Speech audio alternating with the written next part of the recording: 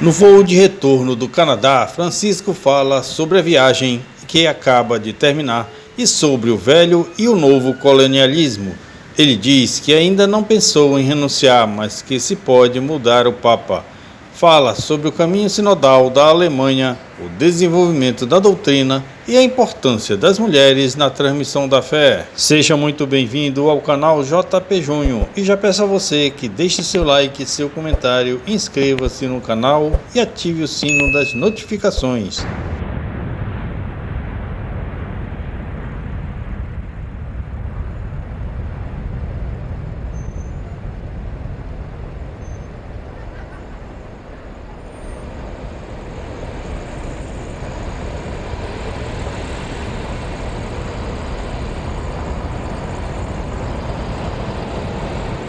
Buonasera e grazie dell'accompagnamento vostro, del vostro lavoro qui. So che avete lavorato tanto, ma non detto come si fa. O que foi praticado contra os indígenas foi um genocídio. Respondendo à pergunta de uma jornalista canadense, o Papa Francisco, no voo de retorno que de Iqaluit o trouxe de volta para Roma, falou sobre os temas da viagem que havia acabado de terminar e do colonialismo antigo e novo.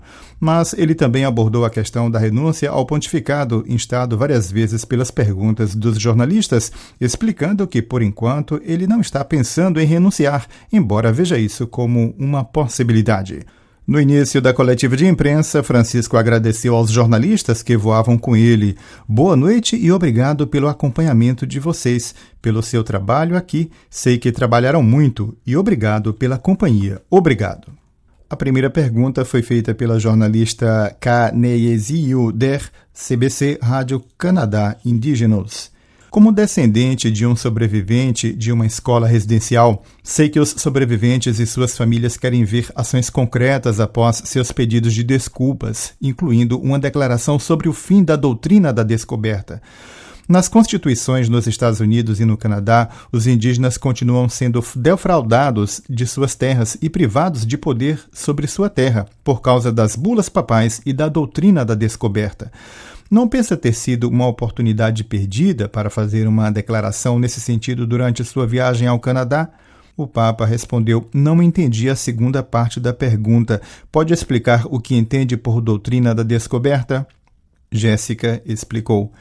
Quando falo com os indígenas, eles dizem que quando os colonos vieram para tomar suas terras, eles se referiam a esta doutrina que estabelecia que eles eram inferiores aos católicos. Foi assim que os Estados Unidos e o Canadá se tornaram países. Ao que o Papa respondeu: obrigado pela pergunta. Creio que este é um problema de todo o colonialismo, de todos eles, ainda hoje.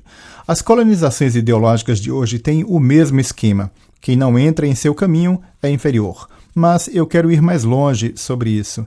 Eram considerados não apenas inferiores. Alguns teólogos ligeiramente loucos se perguntavam se tinham uma alma. Quando João Paulo II foi à África, para a porta onde os escravos embarcavam, Ilha Goré, a porta sem retorno, ele fez um sinal para que pudéssemos entender o drama criminoso. Aquelas pessoas eram jogadas no navio em condições desastrosas e depois se tornavam escravas na América. É verdade que havia vozes que falavam claro, como Bartolomeu de las Casas, por exemplo, Pedro Claver, mas era uma minoria. A consciência da igualdade humana veio lentamente.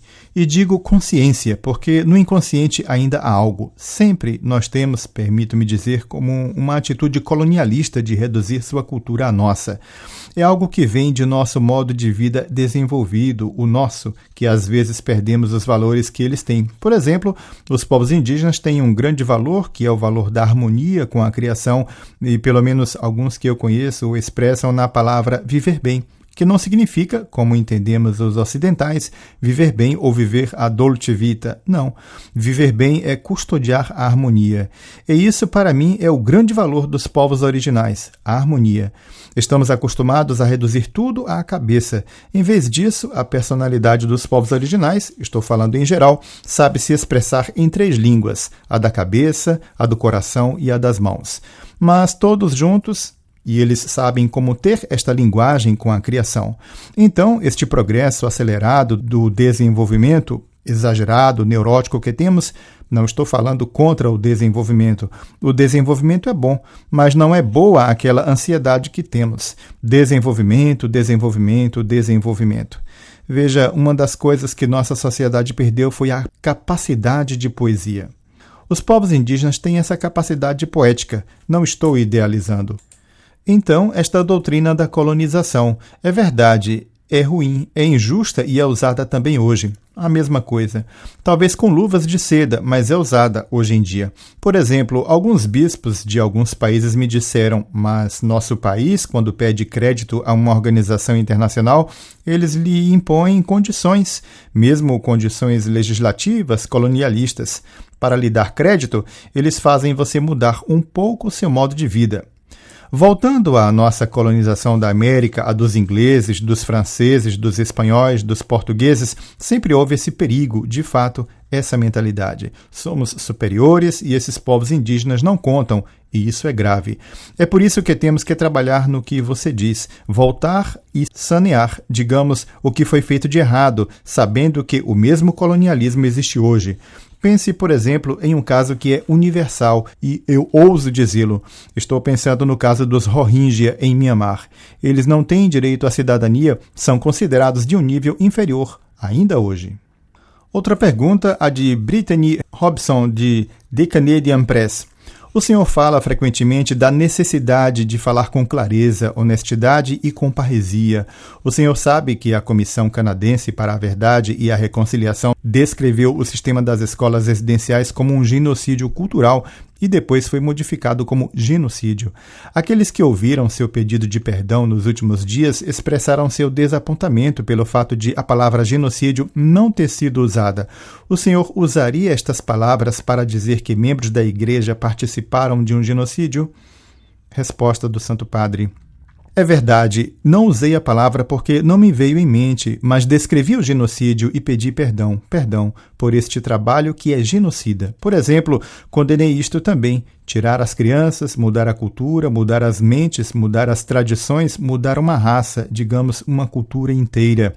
Sim, é uma palavra técnica, genocídio, eu não a usei porque não me veio em mente, mas eu descrevi, é verdade, sim, é um genocídio. Não se preocupe, você pode relatar que eu disse que foi genocídio. Outra pergunta, a da jornalista Valentina Alazraqui, da Televisa. Papa Francisco, suponhamos que esta viagem ao Canadá também foi um teste, uma prova para a sua saúde, para o que o senhor chamou de limitações físicas esta manhã. Por isso, gostaríamos de saber, depois dessa semana, o que pode nos dizer sobre suas futuras viagens. Se quer continuar viajando assim, se haverá viagens que não pode fazer por causa dessas limitações, ou se pensa que a operação no joelho poderia resolver mais a situação e voltar a viajar como antes. Resposta do Papa: não sei, acho que não posso ir no mesmo ritmo das viagens de antes.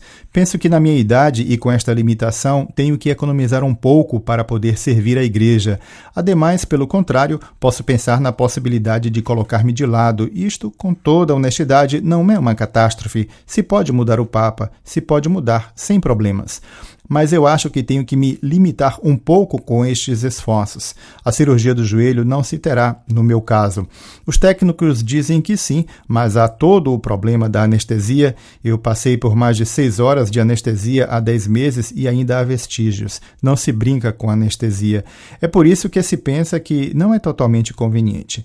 Tentarei continuar viajando e estar perto das pessoas porque acredito que seja uma forma de servir a proximidade. Mas, mais do que isso, eu não posso dizer. Espero. No México ainda não há previsão, hein? Ainda Valentina Alazraqui. Não, eu sei disso, mas existe o Cazaquistão.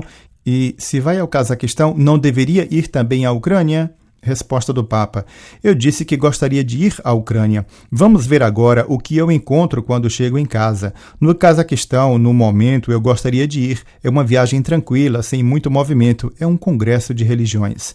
Por enquanto, tudo permanece. Também tenho que ir ao Sudão do Sul antes do Congo, porque é uma viagem com o arcebispo de Cantuária e o bispo da Igreja da Escócia, porque nós fizemos todos os 3 um retiro juntos há 2 anos. E depois ao Congo, mas isso será no próximo ano, porque há a estação das chuvas. Vejamos, eu tenho toda a boa vontade, mas vamos ver o que diz a perna. E lascialo solo Domenico.